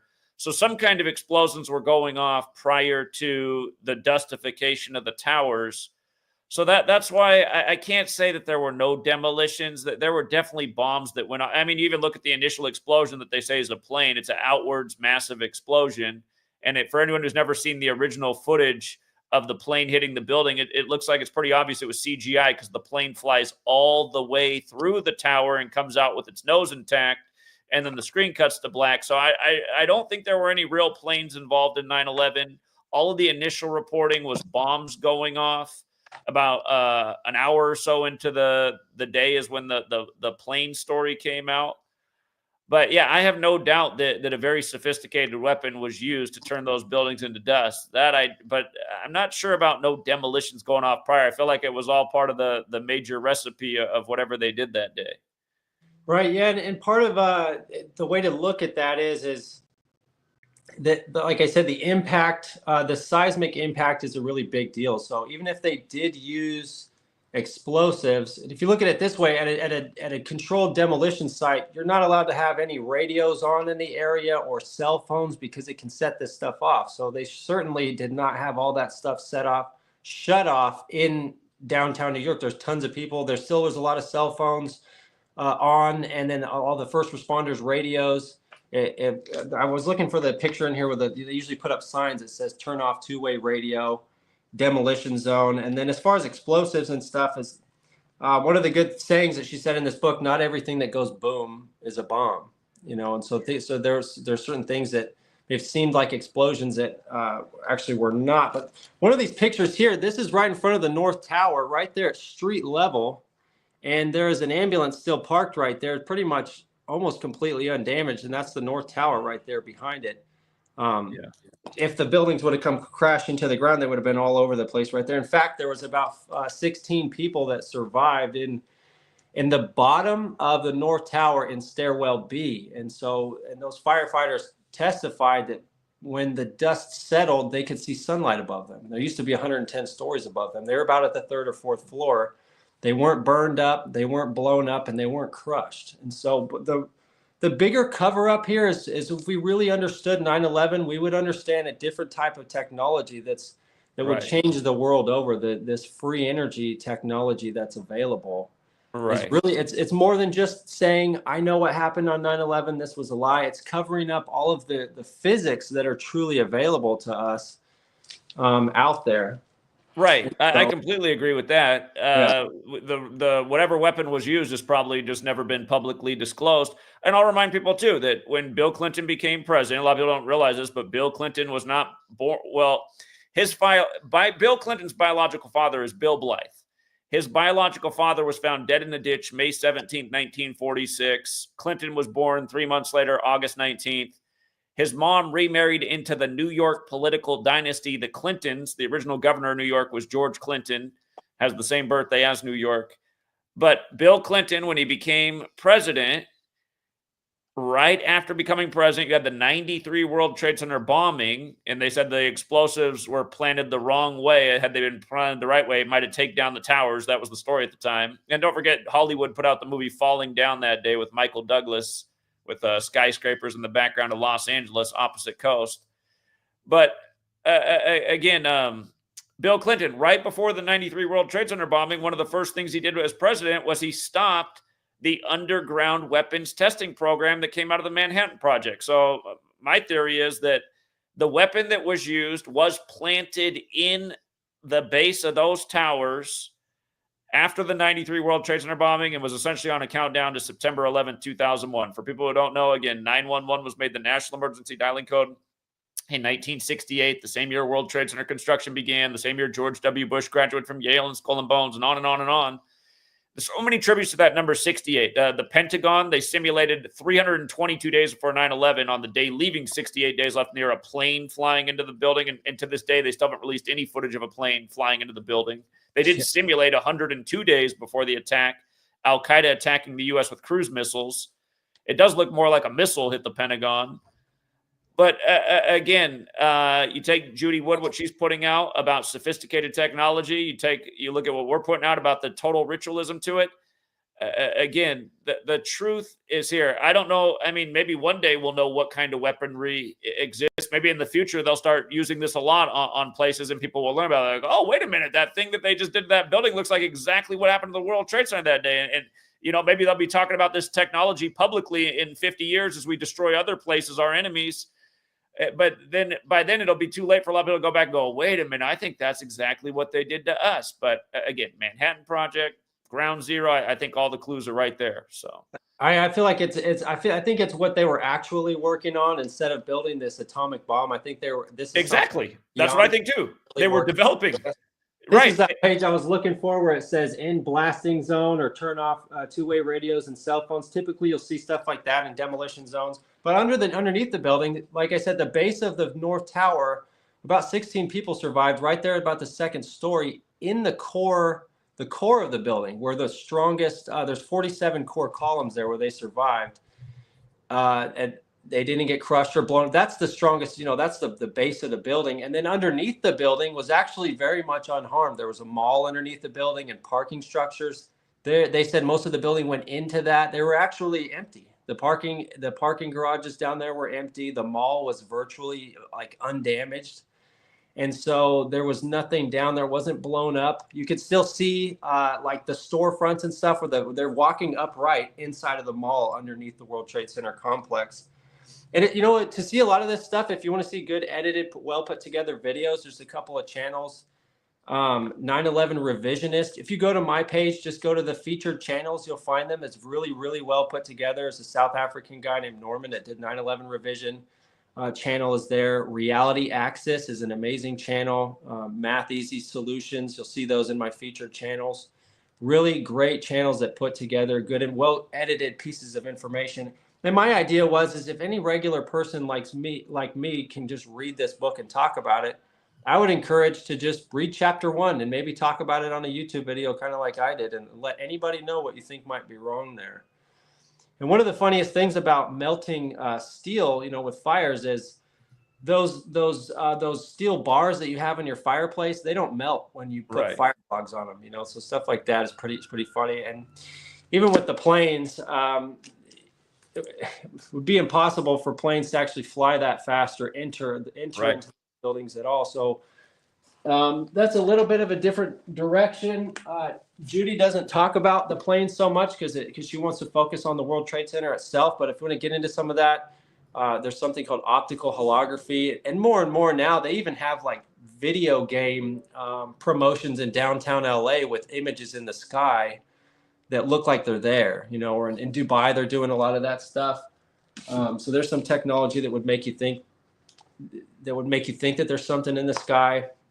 Of course, that gets into the blue beam stuff and whether or not you're seeing UFOs in the sky and things like that. A lot of it comes from this. So we'll actually learn that anti-gravity, all the information that we get into with anti-gravity and anti-gravity propulsion, all that information can be found within the evidence of 9/11, or turning things, it's called molecular dissociation, turning things into dust like before they even hit the ground. Is evidence that took place on that. It's a lot more is going on than just 9/11 was like an inside job. And again, say what you will about Judy Wood, but imagine had every professor with physics understanding, had they spoken out, produced a book about what didn't make sense about 9/11, it'd be a different world. What the skeptics will say is they'll say, well, why is it only one physics professor or whatever that spoke out? Why aren't there a bunch of books? It's like, well, how many professors did you actually go talk to in your personal life? Because I know when I was at Arizona State, I was in college when it happened. The only only two people, period. The kids weren't up to it. The only two adults I found that were willing to talk about how 9/11 didn't make any sense were two of my professors, my English professor and a guy I had in the business school who literally realized the financial opportunity and went into weapons contracting. And he's teaching back at ASU now, Brad Forst. I'll throw his name out there for anybody who might be at ASU who wants to talk to him about. But they both knew it didn't make any sense. And they saw the geopolitics and, essentially military-industrial complex. There's a lot of people that knew that 9/11 didn't make any sense. And why didn't they speak out? Because money's more important to them, livelihood, fitting in, keeping their career.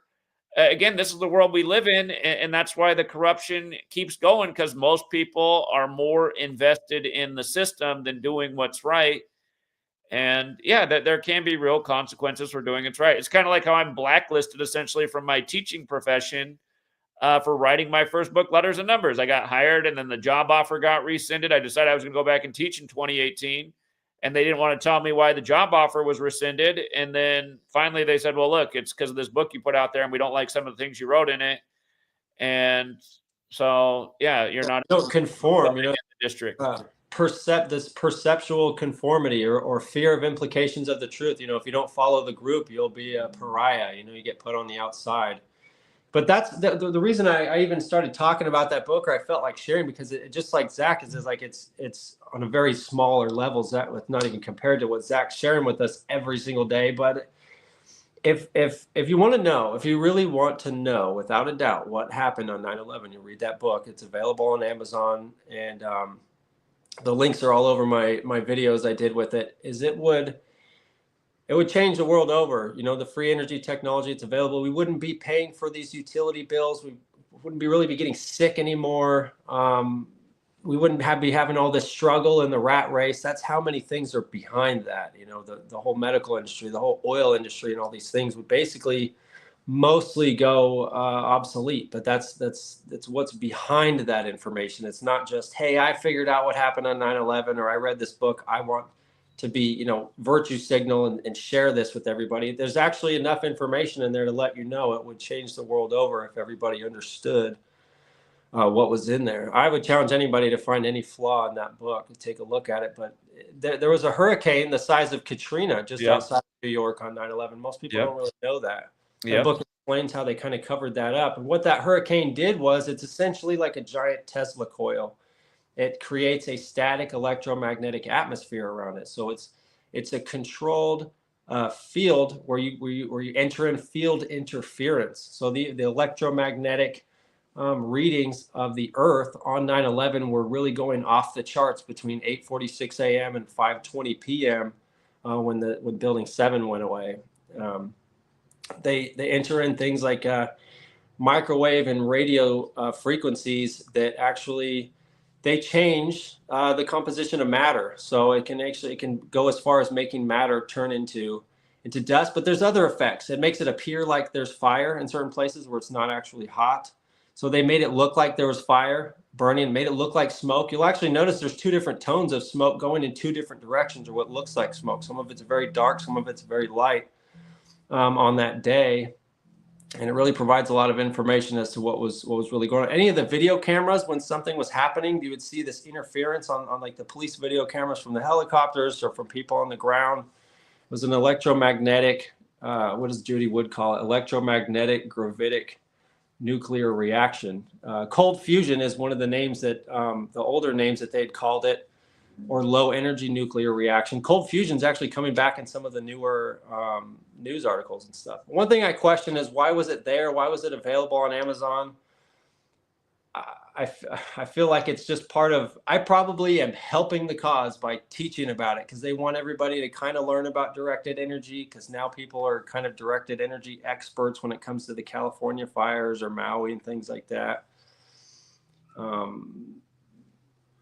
The Secretary of Defense, you know, they've given some of this woman that used to be in the position. They're actually in and out of. So one thing I just don't want to miss real quick, briefly, about Judy Wood is what she actually did is she took the contractors to court.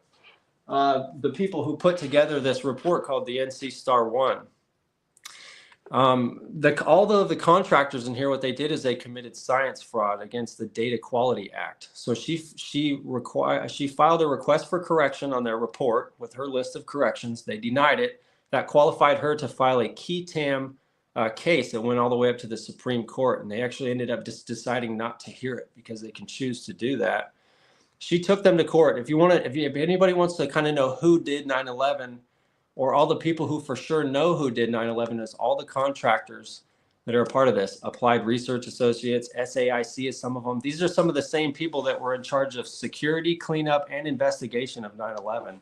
So they're listed there, and they specialize in directed energy weapons, hurricanes, and psychological operations. So she did take them to court. There's a list of all those names of all those companies and contractors in there if you want to know kind of who most likely was involved or who for sure knows who did it. Because these people's job is to know anything and everything about weapons of mass destruction, and they were involved in kind of like somebody who stole something from you and helps you go and look for it. Sure. Kind of a thing. So yeah, she took them to court. It's been taken to court. There's an investigation. If you guys want to know, just get that book and you'll see. But I appreciate you letting me talk about it and having me on your channel today. Absolutely. Absolutely. You know what? I do need to get off, but one thing I did see that you brought up, and we can talk about this for a minute. This guy's going viral right now. If you haven't heard his name online, you will in a matter of time. His name's everywhere. Joe Rogan recently had him on his podcast. He came out of nowhere debating Billy Carson and making Billy Carson look quite ignorant. The reason I'm not, in a way, it kind of saddens me to see this kind of stuff go viral. The reason I don't like this guy is because at the end of the day, I just say this guy, his name is Wes Huff, if you guys don't know. He's part of the problem as far as I'm concerned. He's online now demonizing Islam and trying to make it seem like Christianity is scientifically verifiable when it's not. He is very well researched in his religion, but at the end of the day, he's just another dogmatic guy bringing more division in the world. You might as well just look at him as just like, this is exactly what the people who did 9/11 would want. After 9/11, we might as well have been a nation of Nazis. Throw a yellow bumper sticker on your car and kill a Muslim. And that was the mindset in this country, especially down in Arizona where I was. So when I see a Wes Huff, I'm like, look, here's another Christian promoter, another religious dogmatic guy. Yeah, he might know his religious stuff and his text, but at the end of the day, this is still all based on belief. And all you can say to a guy like Wes Huff is, listen, all of the legitimate historians from the time of the period of history where Jesus supposedly lived, none of them ever documented Jesus. So why are we spending so much time in this? And why are we acting like we're experts on something that you really can't be an expert on? And why are we bringing more division in the world and more hatred for Islam, saying that it's a false religion when there's no proof that your religion's anything but false either? So, yeah, I would love to just say that to a Wes Huff and see how he'd respond. I don't really think there is a response. And again, anyone Joe Rogan's bringing on, these people that become viral overnight, and look at what's going on right now, right as Trump comes back as a Wes Huff and look at it. Does the guy not kind of look like a Nazi, light hair, blue eyes? Again, Trump's starting up another war with Islam. We just had the ritual with the Black Hawk helicopters 93 months apart. Like Black Hawk down happened in 93. Next thing you know, we're bombing Somalia by the numbers on a Saturn's day when Saturn's the 93 planet. I look at all these things as connected. A lot of people getting sucked into Christianity by Wes Huff, who's demonizing Islam. That's how I see the system. So I think those are also things to wake up to. When stuff goes viral, who's Joe Rogan bringing on that's a truth teller? And is beating Billy Carson in a debate anything? The guy was an obvious scammer and fraud. He just came on my radar about a year ago because somebody brought him up. I looked at him for 5 seconds. I was like, no, this is all BS too. He's another guy just promoting nothing but nonsense, claiming that he went to a school when anybody can take this online certificate. And so, yeah, I'd be weary of the Wes Huffs of the world. And again, religion at the end of the day is the building block of ignorance and why they have the world where they have them. Believing in authority, believing nonsensical stories, taking sides based on religion. All of that was so instrumental in what they did in 9/11. And again, it makes me sad that that's the kind of stuff that's going viral at this day and age. Yeah, he might be well-spoken on his brand of religion, but at the end of the day, I don't see him as anything different than any of these other dogmatic people, especially because he does have a focus on proving that Islam is false. It's like, dude, you can prove your religion's false all day. Yeah, and I one thing that's for sure was really sad about what Muslims were going through right at the kick of 9/11, because we can see right here, this book right here will prove that there was no hijackers that flew planes into buildings and then they just collapsed. So what's also interesting to me is, the Al-Qaeda could make a public statement with that book and say, here's proof that we didn't do it, but they still don't, because there's a lot of this basically the United States funded and it started all of those movements anyways. But if that questions whether or not, if they were so real and true, all they got to do is show you that book and really promote that book. They even have a Twitter or something, or they used to, so treating, people who are just trying to follow their own faith of Islam and stuff wrong, especially for all these years, because of that is really sad. And I would always question anything that's like going viral, especially on these shows that are put out there for us, like Joe Rogan or some of the other podcasts, any of them, anything that's really put out there and spread all over the place, all of a sudden I'll always question it. And yeah. At the end of the day, though, one of the things, of my favorite things is like looking at Judy's book is removing everything and just looking at whatever evidence is presented, whatever somebody's trying to tell you, looking at the best evidence, the observable evidence without a prejudice in mind is for me. That's why I have all these books. That's why I look at all these things. I'm careful not to fall into, because there's always just the next psyop coming down the road, and I try to stop myself from being totally caught into it and really be like, okay, am I just sold on the next thing they put on the plate for us? I try and watch myself for that and look at evidence. And then looking at him, I had fallen away from Christianity from a couple of different reasons, and one of my favorite people to follow now is a guy named Robert Sepper, and he's an anthropologist, and he's looking at He's a curious one though too. It's just like he does the video on Saturnalia, and then on the ukulele he plays Radiohead throughout the thing. Doesn't I guarantee the reason he did that is because York, the singer for Radiohead, his wife died at a very young age in the time of Saturnalia, and his dad's in Hollywood, so he's a connected guy too. And anybody they're putting in front of us, it could be like, be very wary of it. Take a look for yourself, even like reading the Bible instead of taking things from everybody else was saying. I went through the whole New Testament and did a review on every book on my initial thoughts the first time I read it. I thought I want to go to the source, kind of like with family law and fathers and stuff like that. Maybe go and talk to the dad himself and figure out what some of his side of the story is before. But that's someone I've recently become interested in, and I'm like, well, what kind of proof really is available, or is this guy really just being put on a platform? I don't know. I've been watching a lot of his content lately to kind of figure that out. What does he have to say? What is he talking about? Is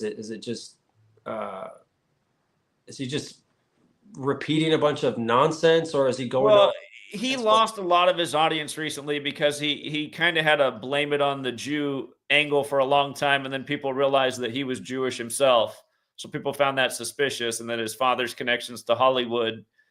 But yeah, he does do a lot of interesting work too. Like all things, don't throw the baby out with the bathwater. There's something good to be gained from almost everyone. It's just, again, the things that have been allowed to stay up on YouTube and get big, there's a reason for that, and there's a reason a lot of people get deleted constantly and can't get their message out. So right. Yeah, so I want to investigate. That's what I kind of say about why I brought books into my YouTube channel. I want to read to investigate reality and read for personal development. I just want to keep growing and looking for myself and looking at the actual evidence or whatever evidence is available that I can look at, rather than falling into groupthink or being afraid of everybody else, thinking less of me because I have something different to say.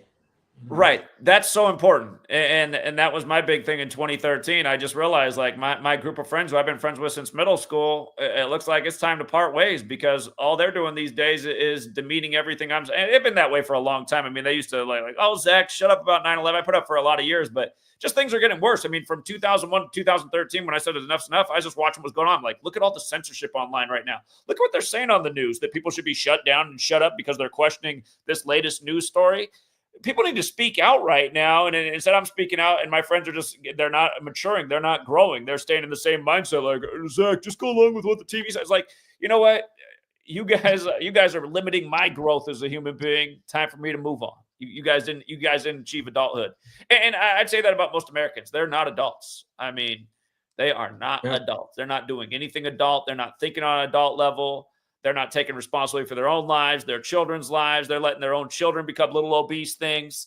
It's a bad look here in the States. And yeah, to be ridiculed by your peers, to me, it's almost like a rite of passage at this day and age, because do you want to be like your peers? Look at the average American right now. Are they not the reason we're getting dragged to the bottom? It's sad to say, but there has to be people who step up and become the leaders and help shift the course that we're on. Otherwise, we're all going to the bottom. Like a sinking ship. So that's one of my favorite things that Dr. Judy Wood, the author of this book, Where Do the Towers Go, would say is, she kind of just says, where's all the grown-ups? Who's actually taking the responsibility to look a little bit closer at this? Everybody keeps passing it off, either thinking somebody else is going to do the job, not me, or they're just going to pass it to the next generation, which it seems to be getting worse for. Right. Absolutely. All right, John. Well, I'd love to do it again. I do got to hop off. I went overtime, but you guys give John a sub. He's a wealth of knowledge. He's constantly reading books, giving recommendations, motivation for fitness. You need another person to look at to remind you to get on that routine, take better care of your body, transform the way you look. Again, this is one of our leaders in society. So definitely deserves more subs. Like almost everybody doing the good work online, not getting the attention they deserve. Again, so many people are just constantly caught up in the tabloid and the drama and the distraction. Does that really do anything for your life other than maybe some meaningless entertainment to pass the time? No. Use your time wisely. Become part of the change that the world needs, just like John over at American Fathers. And let me drop the link in the chat too. If you guys just type in American Fathers on YouTube, you're going to find it. And yeah, so. Thanks All again. right, closing words before we wrap it up? Yeah, thanks again so much. Just as far as some of those most important topics of myself, or if you want to know about my favorite book among all these books, check out Where Did the Towers Go? Or you can look at the whole playlist on my channel. But as far as the family, when it really gets down to it, where we all come from, when we're born, that's the beginning of everything. And when you kind of take control of that trajectory from the get-go, which is what's going on in the family court system, then you can kind of control your future voters, your future taxpayers, your future conformers to the next big ridiculous idea.